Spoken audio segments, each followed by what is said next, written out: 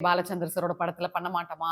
இந்த மாரி பெரிய பெரிய ஸ்டார்ஸோட நடிக்க மாட்டோமான்னு சொல்லிட்டு நெறைய பேரோட ட்ரீம் அது. சோ உங்களுக்கு அதோட பெர்சனல் எக்ஸ்பீரியன்ஸ் எப்படி இருந்தது? எனக்கு எதுவுமே கிடையாது. ஏன்னா நான் அப்ப 15 வயசு, 16 வயசு எனக்கு சினிமான்னா என்னன்னும் தெரியாது. எனக்கு பெரிய கனவும் கிடையாது.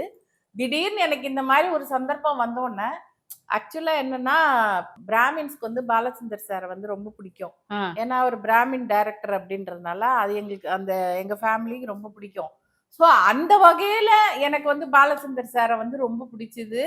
நான் வந்து அவரோட டைரக்ஷன்ல நடிக்கிறேன்றது எனக்கு அத விட கமல் சாரோட இதுல ஆ. நடிக்கிறேன் அப்படிங்கிற அந்த இது வந்து பெருசா தெரிஞ்சது. ஏன்னா நமக்கு கண் பார்வையில வியூல இருக்கிறவங்க நம்ம சினிமால வர்றவங்க. அவங்கள தான் தெரியும் இல்லையா?